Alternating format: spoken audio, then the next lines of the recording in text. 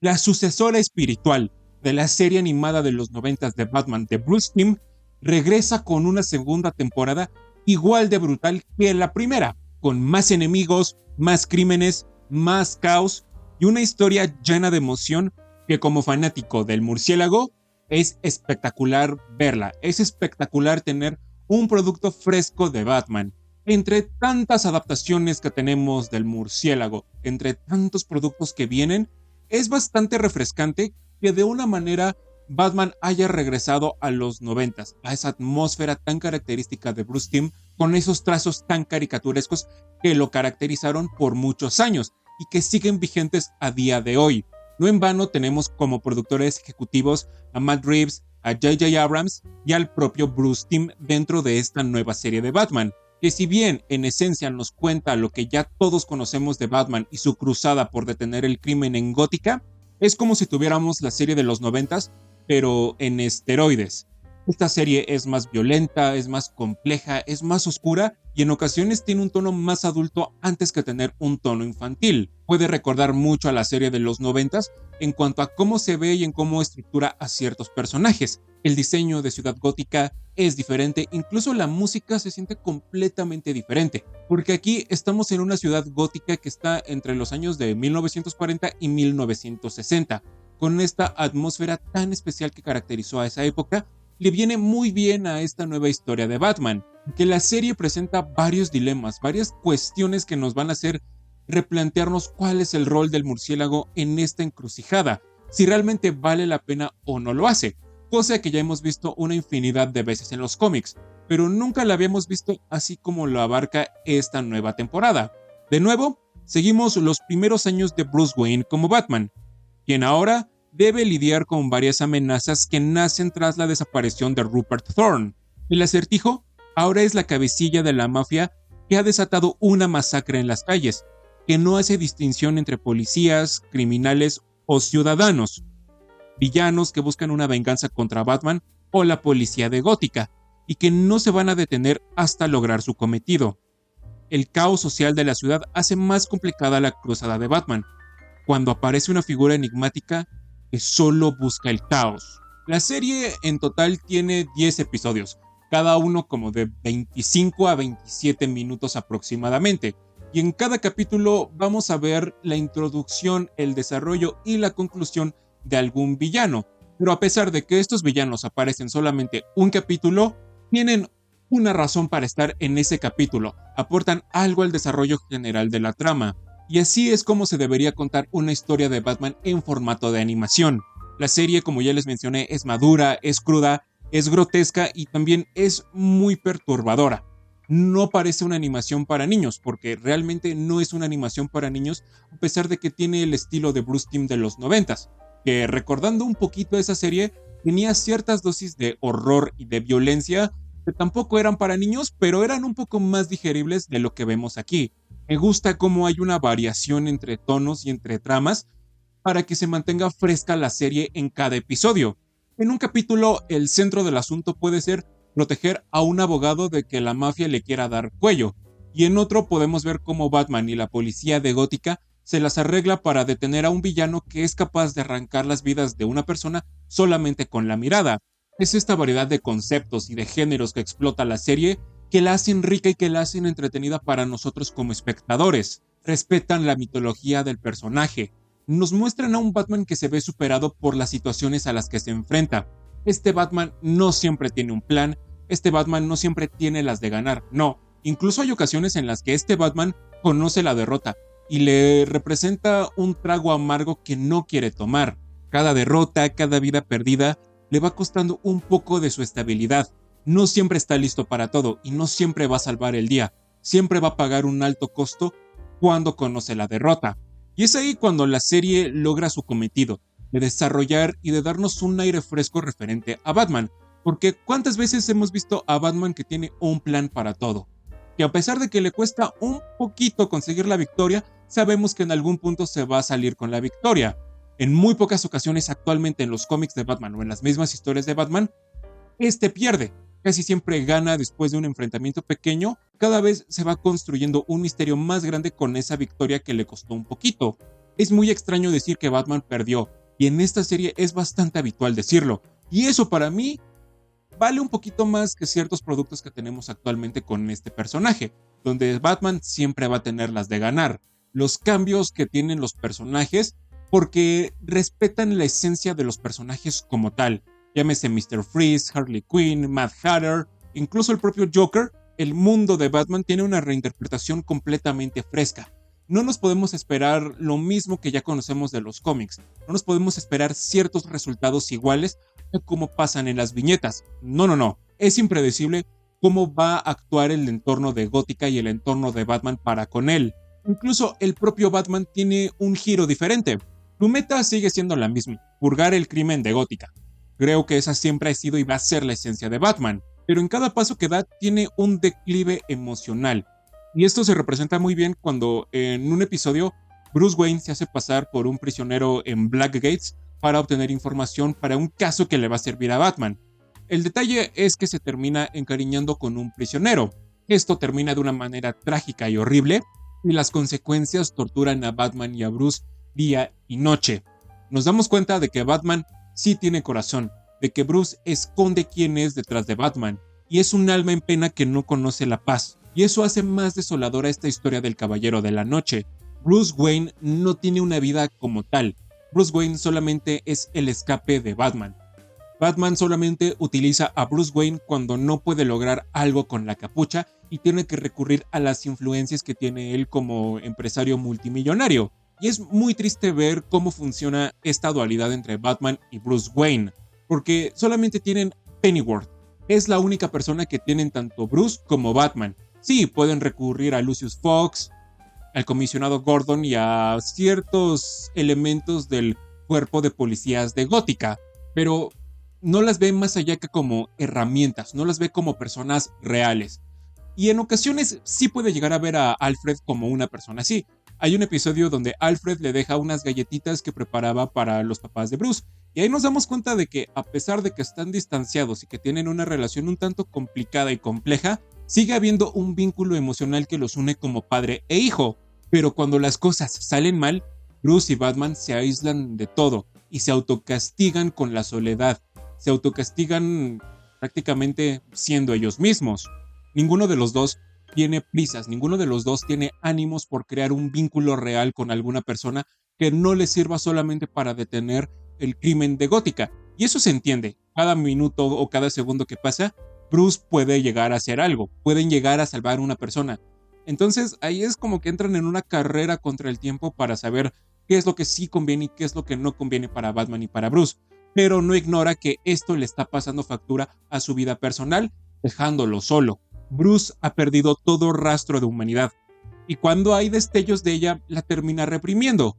Cuando termina un episodio, nos hacemos la misma pregunta: ¿cuánto va a durar esta victoria? ¿Cuánto tiempo más va a tardar en que un nuevo villano o crimen azote a Gótica?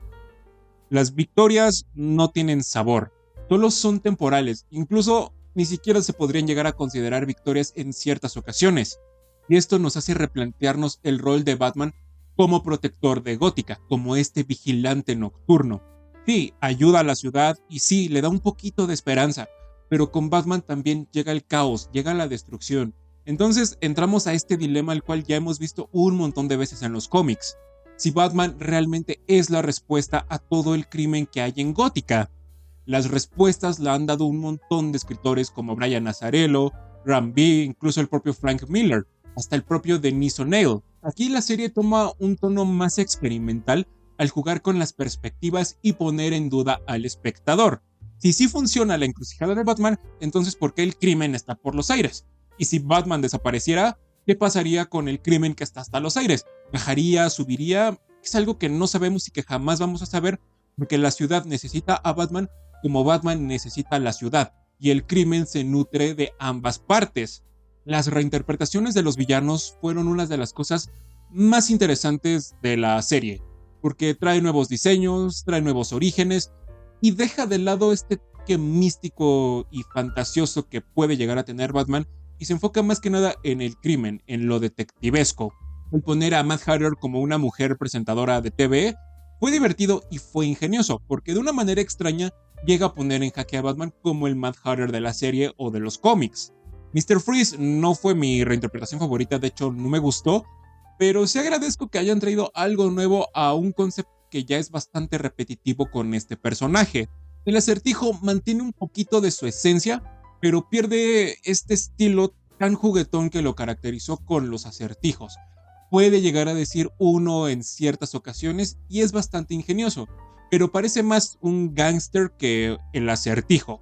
A pesar de que el Acertijo ha mostrado ser una amenaza de diferentes niveles, tanto en las películas, en los cómics, en los videojuegos e incluso en las series, el que no ignoren que es una cabecilla de la mafia me gusta. Y el ver de que está loco, de que no le interesa desvivir a personas nada más porque sí, me agradó bastante. Y cada vez que aparecía el Acertijo, era una moneda al aire. No sabíamos si iba a salir bien para las demás personas o iba a salir mal para las demás personas, porque al Acertijo no le tiembla la mano al momento de quitar las vidas de otras personas. La reinvención del espantapájaros igual me gustó, pero al igual que muchos otros villanos de esta segunda temporada, no duran mucho o pasan sin pena ni gloria, y eso es algo que fue un poco negativo referente a la primera temporada. El espantapájaros no es el Dr. Jonathan Crane, es el Dr. Jonathan Crane Jr. que está estudiando su doctorado. Entonces, más que verlo desatar el caos en Gótica, se siente como una venganza personal en un campus de universidad. Sentí muy limitada la interacción de el espantapájaros y Batman, pero al final sí resultó interesante ver cómo se desenvolvía esta trama. Puede parecer predecible, pero la serie nos sorprende con giros inesperados. El concepto del villano en esencia sigue siendo el mismo. El qué es casi similar, pero ya cómo lo ejecutan y cómo se desarrolla, es ahí donde la serie juega con las perspectivas y nos dan un aire fresco con los villanos. Tengo una queja en particular con el Guasón de esta segunda temporada. Les mencioné en la primera que yo lo que más auguraba era ver cómo iban a desarrollar a este Joker. Sí lo desarrollan de una manera interesante, pero no se siente tanto el Joker más que en los últimos minutos que aparece. Sabemos que Joker y Batman son el complemento el uno del otro. Sin Batman no hay Joker, a pesar de que sin Joker sí tenemos Batman. El plan del Guasón sí me gustó, es tétrico, es terrorífico y sí me llegó a dar miedo. A pesar de ser una animación, tiene momentos muy crudos y muy viscerales. Y tomando en cuenta que la serie lo estuvo augurando por 7 episodios, viendo cómo preparaba su plan para asolar Gótica, al final fue un poco decepcionante y me sentí estafado con este Guasón. No digo que no tenga el potencial, no digo que no lo puedan hacer bien. Sí, siento que si llegara a haber una tercera temporada, lo podrían hacer bastante bien, pero aquí lo sentí muy limitado.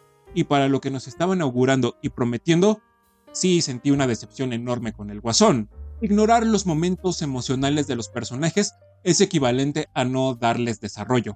Ningún personaje va a terminar como empezó. Al contrario, terminan en un punto más bajo, más desolador y más triste a cómo empezaron esta temporada. No todos los villanos son malos y no todos los policías son buenos. Es algo muy claro. Y desde la temporada pasada ya habíamos visto la ruptura de ciertas relaciones y de ciertos vínculos emocionales entre los personajes. Y vuelven a retomar ciertos vínculos de la temporada pasada, pero ahora los rompen y les dan un desarrollo muy diferente. Algunos terminan siendo muy tristes y muy desoladores, pero que funcionan para el bien de la trama, pero no para el bien de los personajes. Se replantean si su rol es el correcto en el bando en el que están. Algunos se pueden entregar por amor o solamente por hacer las cosas que son correctas. La crudeza y la visceralidad de la serie, aunque no queden en lo enfermo y retorcido, sirven como instrumento para mostrar una historia más madura del murciélago. En algún punto todos hemos esperado que las historias de Batman en series, en animaciones o en películas tengan la dosis de sangre y de violencia y que la muestren para que nos tomemos en serio lo que está pasando.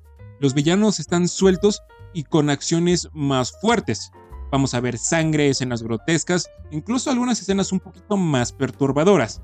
Nos gritan en la cara que esto va en serio y que nada nos va a preparar para lo que viene en el siguiente capítulo. Vamos a ver masacres nada más porque sí, vamos a ver sangre porque sí, escenas que parecen sacadas de una película de terror, y eso a mí me gustó, porque sí representa y rescata la esencia de Batman que tanto conocemos y que tanto admiramos. En ocasiones sentí que estaba leyendo un cómic de Ram V de Batman, pero con el estilo de Bruce Timm, entonces creo que ya se pueden imaginar Y creo que esto viene de la mano gracias al estilo de Matt Reeves y de J.J. Abrams, que aplican demasiado del conocimiento que tienen para contar historias para darle un aire fresco a Batman. Los personajes de apoyo tampoco se quedan atrás. Muchos de ellos tienen un desarrollo casi a la par que el de Batman y el de Bruce Wayne. Tienen un momento para brillar, tienen un momento para desarrollarse. Montoya es la policía incorruptible que carga las consecuencias de cada decisión por defender lo que es justo, incluso si eso significa perder lo que más ama. Flash es el personaje que más odié de toda esta serie. Es el policía corrupto más odioso que jamás podemos ver en una historia de Batman. Solamente hace las cosas por él mismo y no le importa a quién perjudica o cuánta sangre debe derramar. La definición de corrupción y de todo lo que está mal en el mundo es el detective Flash. El detective James Gordon es el vínculo entre Batman y la policía de Gótica. Me gusta porque nos muestran qué es lo que representa para su mente, para su vida y para su estabilidad conocer a Batman más que otros del departamento de policía y aún así no conocerlo del todo. Gordon es el cenit de la verdad. Gordon es lo que Flash no es. Es un buen policía, es un buen ciudadano y si la justicia y la honradez fueran una persona, serían James Gordon. Y eso lo hace un personaje admirable. Cada vez que aparece es exquisito ver qué es lo que va a decir o cómo va a actuar. Tiene momentos que hacen latir nuestro corazón a 1000 por hora. Cuando le pasa algo bueno o algo malo, como espectadores lo resentimos. Bárbara Gordon se muestra como una mujer fuerte, pero muy emocional. Cada caso le deja un trauma. Y también los encuentros con los villanos que casi le cuestan la vida no la dejan en paz.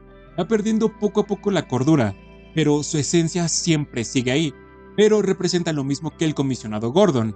La química que tuvieron todos me encantó. De inicio a fin, ver cómo se las ingenian y cómo interactúan es exquisito. La atmósfera de la serie es preciosa. Sí, recuerda muchísimo a la serie de Bruce Timm de los años 90, pero no recae en lo nostálgico a pesar de ser un guiño. Cada callejón humeante y cada oficina penumbrosa logran construir esa sensación de misterio y de aire noir. Recuerda a la época industrial, a la corrupción. Sí se siente como una historia real de detectives gracias a la atmósfera que Bruce Timm creó. La animación no es tan buena. Se puede llegar a sentir un poquito plana y un reciclaje de la serie de los 90 de Bruce Timm e incluso algunos diseños reciclados de la serie de Justice League Unlimited. Pero aún así, cuando se trata de relucir los paisajes, de relucir los edificios a Gótica y todo eso, la serie sí lo hace bien. Sí nos da esa impresión de que Gótica es inmensa, de que es enorme y que se está comiendo a todas las personas que viven en ella con el crimen. Por otra parte, hay un montón de conveniencias ya habituales del género de superhéroes y de las animaciones de los mismos que no hacen tan interesante o tan dinámica la historia en ciertas ocasiones. Lo de Rupert Thorne se siente mal, o sea, se siente mal en el mal sentido. Nos quieren hablar de la corrupción y de cómo la quieren combatir, pero es inherente en la ciudad de Gótica. Pero se siente tan conveniente, tan artificial, que no lo terminamos de creer. Lo mismo con el acertijo, con la caída de ciertos personajes y con la aparición de algunos otros.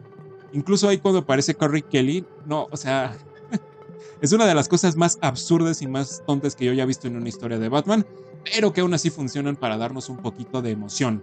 Las conveniencias no son tan caóticas, no me causaron tanto problema, pero sí se sienten ilógicas a comparación del desarrollo tan cruel y tan oscuro que tiene la historia.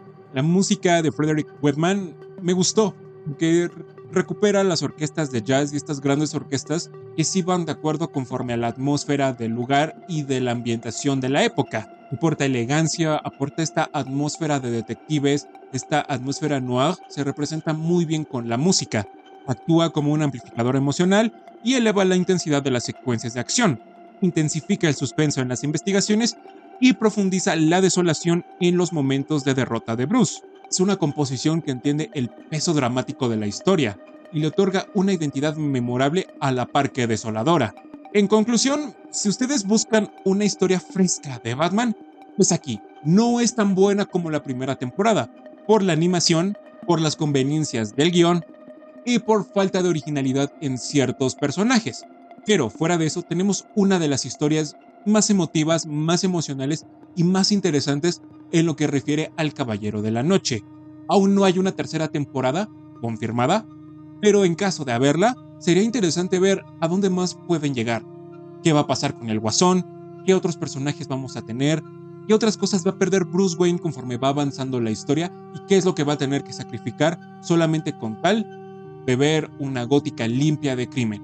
Si ustedes ya la vieron, por favor díganme qué les pareció. Si le dan like, lo comparten o se suscriben, se los voy a agradecer muchísimo. Y nos vemos en la próxima.